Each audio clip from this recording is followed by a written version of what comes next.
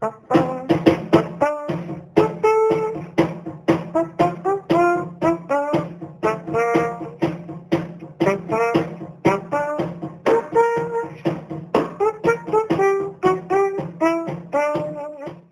at this point, I really would like to welcome Giselle Ferro Puigbo, who is the new executive director of the Brookline Community Foundation. And Giselle started at absolutely the best possible time in history as a new executive director for a nonprofit. She joined Brookline Community Foundation August or September, Giselle? September. Really, I had the pleasure of meeting her as we were setting up this meeting and was greatly impressed with our new executive director. Giselle started her career as an attorney in Southern Florida. She then moved on to nonprofits, where she held a variety of roles and gained expertise in fundraising, strategic planning, organizational development, community relations. She has worked for several nonprofits, including Teach for America, which I know many of us are familiar with. She has also worked for a couple of nonprofits dealing with education and healthcare. As she shared with me, she has a commitment and a passion for developing inclusivity in organizations, community organizations. And with that, I will give this to Giselle. And I will remind you, Brookline Community Foundation holds the Winokur Rotary Scholarship Fund. So just to remind everybody, thanks to our dear member, Bo Winokur, Brookline Rotary was able several years ago to donate $100,000 plus and set up a fund in perpetuity in our name.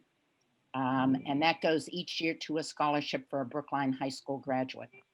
So Giselle, take it away. Well, with that, I would say first, thank you. Thank you for that support and enabling educational equity for students in Brookline. And thank you for the introduction. I've been really looking forward to this meeting and this conversation and sharing a little bit more about myself and certainly some of my thoughts about the foundation and the future of the foundation and partnership with others. So it was September when I joined the foundation, really interesting moment in time for sure. And I really sort of consider being in this role and having the opportunity to be the executive director of the Brookline Community Foundation as a real honor and a privilege. As a woman of color who's been in the fundraising and the nonprofit development space for close to 20 years, I truly never thought that I would have the opportunity to not only help shape the vision of an organization in and of itself, that is a privilege, but also continue to play a critical role with how funds would be distributed within a community. And I see that as an awesome responsibility. And I say awesome sort of in all the ways that word can be defined. It's a big responsibility and I take that very seriously. And I think about that every day, about that privilege and that responsibility.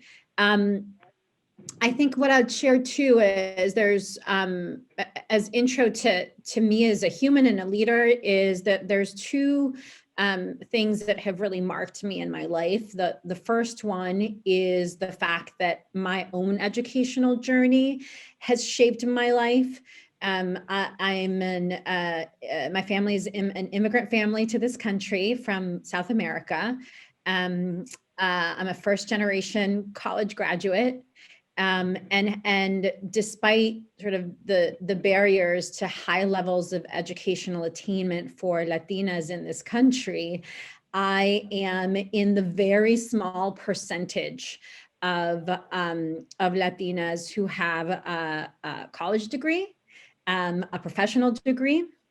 And I think the last time I checked, it was about 4% of Latinas who have master's or higher.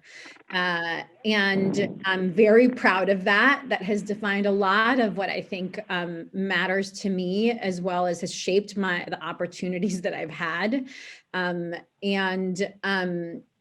it's also, I think, made me feel really urgent about the work that I have done in the past and I can do in the future to remove some of those barriers for communities of color and students of color.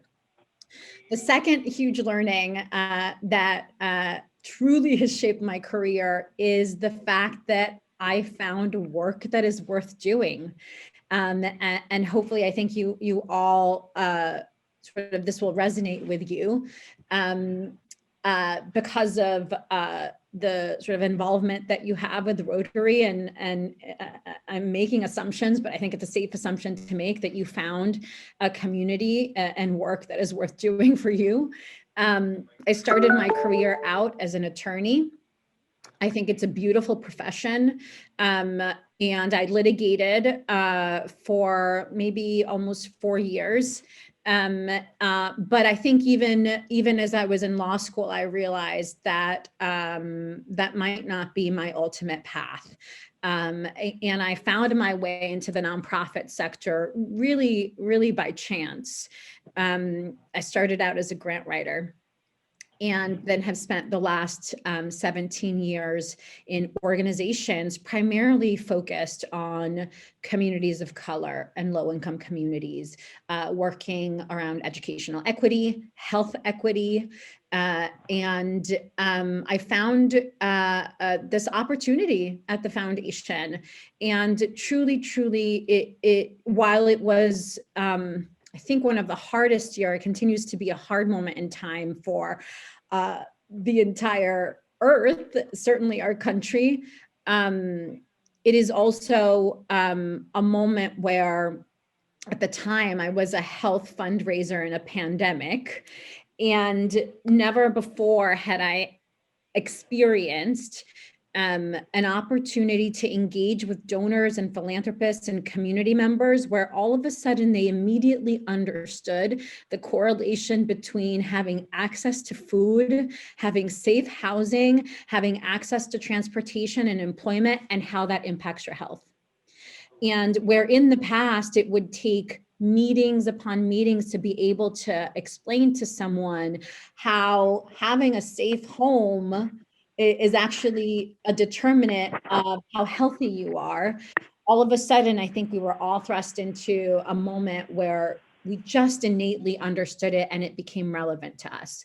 And so I'm excited to be here. I'm excited to be a part of the community, of the Brookline community. I'll share one thing about my decision to join the foundation, which was, I think the perception that the community has inside the community, outside the community, that I remember seeing the role. And I'd driven by the foundation a few times because my daughter goes to Goldfish right here where the building is. And I remember thinking, what is that building and what do they do there?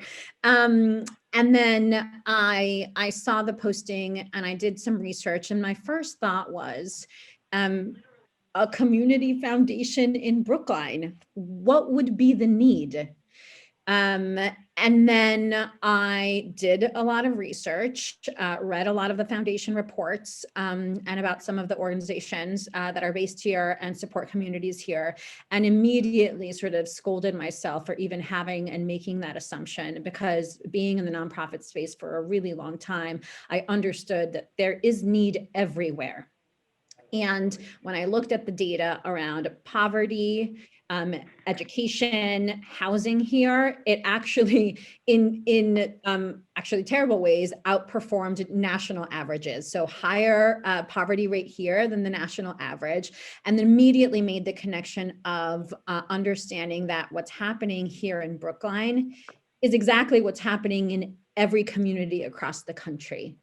And I saw the opportunity of joining an organization that I think is in a really unique moment in time, that is centered and rooted in community. So I'm really excited to be able to partner with you, with others, to improve the community in many ways.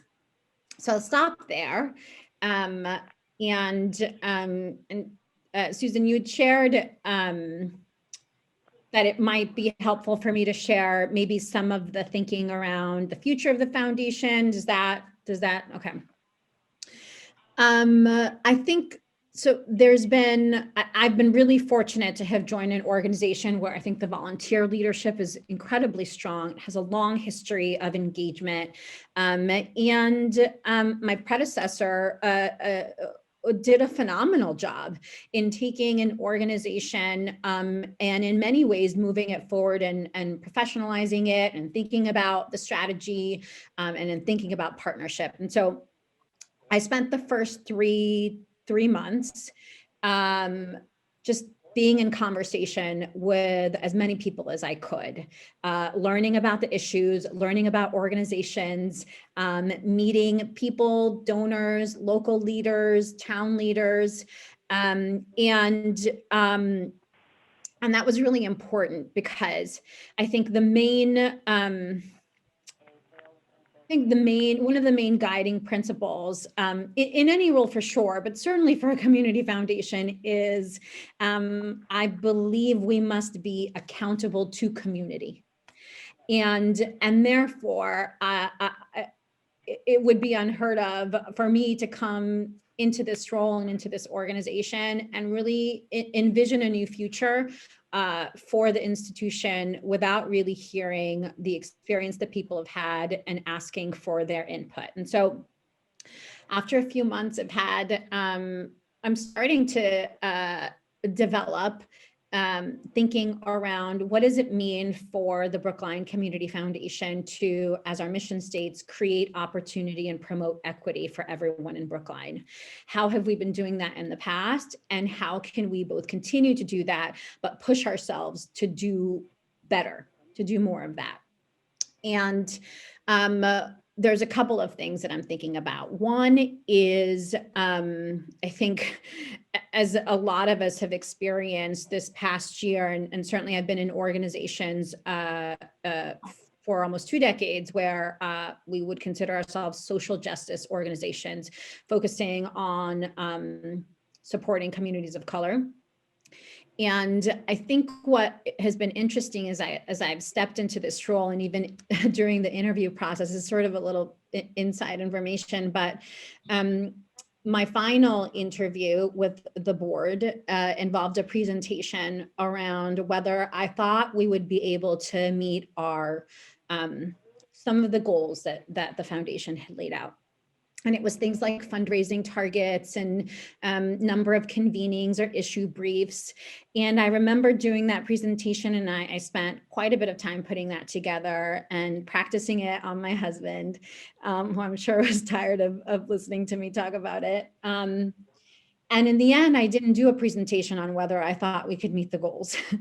I did a presentation on, and I was very sort of explicit about that, on how I thought the strategic plan and the work that the foundation did had to evolve and change to ensure that the values of the mission statement around and the strategic plan around diversity, equity, and inclusion had to actually be integrated into all aspects of our work, from fundraising, from strategic grant making to research and convenings. And I remember thinking, they're either going to hire me because this is a great presentation, or I've gone too far and it's not the right fit. I'm happy to say it was the latter, the former and not the latter. But I came in with a real both passion but commitment to centering communities of color and centering those who are most impacted by the work in the decisions and in the processes. And so what that means for the foundation, what I think it's going to mean is certainly doing a lot of internal work with our board and our committees to ensure that we do have diversity of representation and that people that are making decisions on behalf of and for the foundation and for this community do reflect the communities that we seek to support. And then more tangibly, what that also means is, and I've been on the fundraising side, and in particular, a grant writer submitting proposals to foundations. And I always thought, who makes those decisions and how do they, and is that transparent? And what's the framework for grant making? And so one of the things that I feel really strongly about is, because this is a community foundation, I would like the community to be involved in the grant making process. And that is, I think, a market shift from how we've been operating, which I think has been wonderful and needs to evolve into more participatory grant making.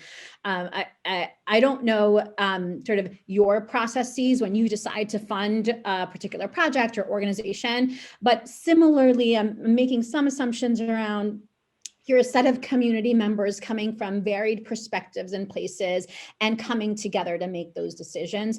That's the move that I think, that's the place that we want to move into, where it's not only our board, but members of the communities that are most impacted that have some sort of say in how we make investments. And because it's a community foundation and we maximize donations from hundreds of people in the community, I think offering ways for the community members to engage in those processes is critical. So I'll stop there. Those are the two sort of significant ones, and there are others, but I also I hope that this can be a conversation too, where you share your experience, your feedback, your input, and even reactions as to what resonates about what I said and what doesn't. If you want to talk, you're going to have to unmute your mics. Well, having been on the treasurer of the Brookline Friendly Society, which was the precursor of the community fund, the problems in Brookline are different than they were then. Some of the root problems aren't. And your plan to reorganize things to make it more responsive to the community is very good. There is one thing that you are doing. I believe you have a fund for grants for people in trouble to give them Safety net fund. Yeah, that fund I think is very, very important right now, and it may save some people from real disaster. Scholarships, I think, are very important in the high school, not just for kids who have very limited resources, but for the kids who get them and feel they get, the scholarship gives them feeling that they have worth, that somebody else recognizes their talents and their work, and that's very important. I was going to ask, I know that you've only been on since September and you've had other things that have been a priority, but you've got a lot of expertise and a lot of background in fundraising. And at this time, we know the need is great. What do you see in terms of the ability to raise the funds during these times that we need in order to support our community? So thank you for asking that. So first I'll say a comment about the safety net fund, which I think is also related to the fundraising question, Susan. But the safety net fund, one of the things that was surprising in a fantastic way was when I joined the organization, I learned about the success of the safety net fund because it's a partnership with the town who's contributed to that, as well as the Brookline Center for Community Mental Health. And they are a huge partner in administering our safety net fund program so that they can support individuals who have acute need right now. And so the foundation can't make grants to individuals, and therefore we have to partner with others that are able to do that. And the thing that was actually surprising was that this community had the safety net fund and has had it for 20 years. And when the pandemic hit, there was no need to stand up a fund for relief or rapid response, because the infrastructure and the ability to raise funds from the community to go to the safety net and then distribute it to the Brookline Center so that they can give it to individuals was already in place.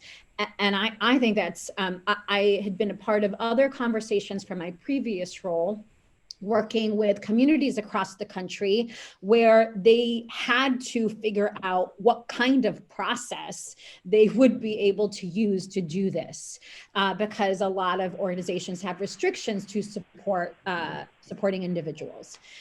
So that was incredible. And the other thing I'll say about the safety net fund is the outpouring of support from the Brookline community has been tremendous.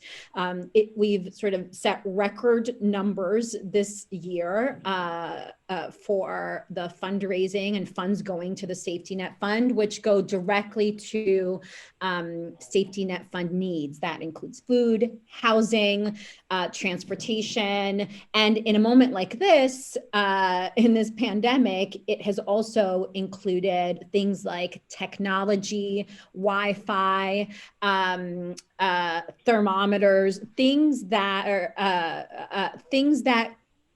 we all either directly or indirectly need to sustain ourselves through this moment. And so it's been wonderful. And so we have a lot of support for the safety net fund, which then means that just on Monday, we put out a blast to our community saying that we've expanded emergency assistance through the safety net fund because we have more funds than we thought we would raise.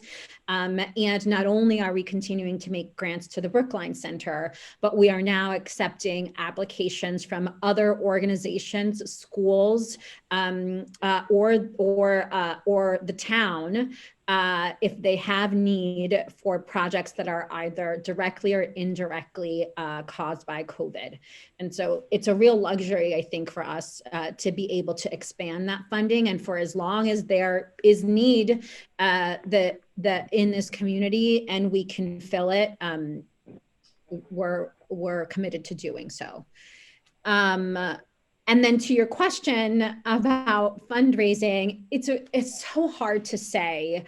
I've been doing this work for a really long time, and on any given year, you have a target, you hope that you're going to meet it. At 2020, it's hard to compare because there is no benchmark for this, and so there's an outpouring of support. What our organization or even other nonprofits in this town or across the country are facing is we don't know if donors will continue to be supportive, not only during COVID, but post-COVID.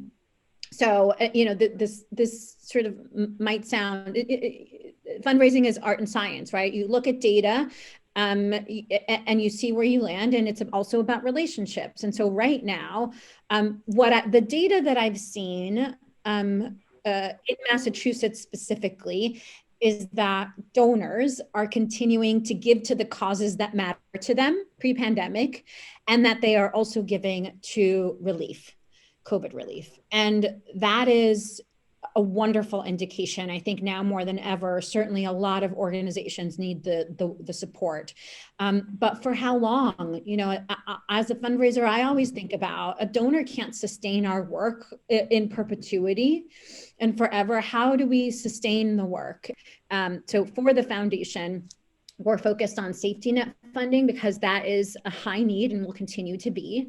And we're also thinking about scholarship and we're thinking about our sort of core fund of the Brookline Fund, which essentially supports the foundation and our operations, and it's the fund that we use to do our own grant making. And so right now we're on track. I think we're going to be okay, but I just had a conversation with a board member this morning where the words were, it seems we're maybe tracking, but I can't tell because we can't even benchmark against this. And so we're going to evaluate every 3 months or so to see how our progress is against the need, against the targets. But what I do feel confident about is the relationships and the partnerships within this community are really strong, at least in relation to the BCF. And I'm a fundraiser. I never want to miss goal. I'm going to hit it. And the way to do that, and someone asked me, I think it was yesterday, I had a conversation with someone around, what are you thinking about target and how are you going to meet that? And what my predecessor, I think, often thought about wanting to be here for the first $1 million gift. And someone asked me, do you also have that goal? And I said very immediately, I don't know that the $1 million gift matters, meaning if we can articulate a compelling vision for impact in Brookline and align our work and our programs and our partnerships to meet that vision, it could be $1 million, it could be $50, it could be $1,000. Actually, as long as people are engaged in our work and in the work of the organization and are committed to this community, the results will be there. But I don't want to anchor on the fundraising. You have to anchor on the work and the impact. So that's my orientation. I think a lot of people think the same thing that you first thought of when you looked at what the foundation does. How could there be a need in Brookline? And so I wonder how you're addressing that, making it known out in the wider Brookline world that Brookline is not the place that you think it might be. I've started giving out food through Brookline Thrives, and have been struck by the people who come to get food. And I'm ashamed to say, just as you were ashamed to say, that I never expected people, these type of people, which is the most awful thing one could ever say or think, come to get food. So, so how do we make known that there is this kind of need in a place like Brookline? That's a terrific question, and I think a concern that almost every grantee of the foundation has shared with me their challenge around the perception of Brookline being affluent, and therefore that means there is no need. And I'll go further to say, many of them have said to me, if we try to seek funding outside of Brookline, they say, you're Brooklyn based, you should be fine, go get funding there. And if we seek funding in Brookline, we have a hard time sharing with our own community that there is need and how to make that case. And part of that, I think part of that is, and this might sound small, but it's critical, it's not having the organizational infrastructure and funding to be able to tell that story. And so as simple as, how are you messaging the work?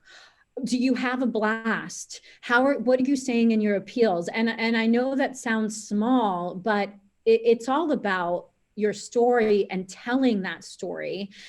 We all understand the power of the media, right? And when you have organizations that are mostly, and this is my experience with the nonprofit work and certainly with program teams, you're focused on the program. You're focused on serving the community, not on how to tell your story about serving the community. But if you don't invest in that kind of work, you're not going to get that message at scale. And so that's just one, I think, way of combating that perception, which is, I think, one of the things that the foundation did a few years ago around putting out the Understanding Brookline report. And almost every person that I've talked to in those first 3 months said that report, that changed the way that I saw about, I saw my community.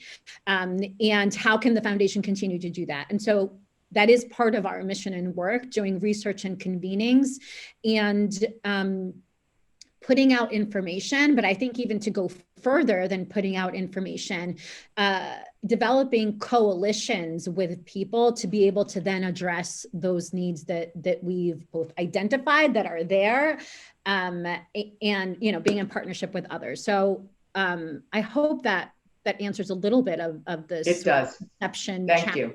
Thank you.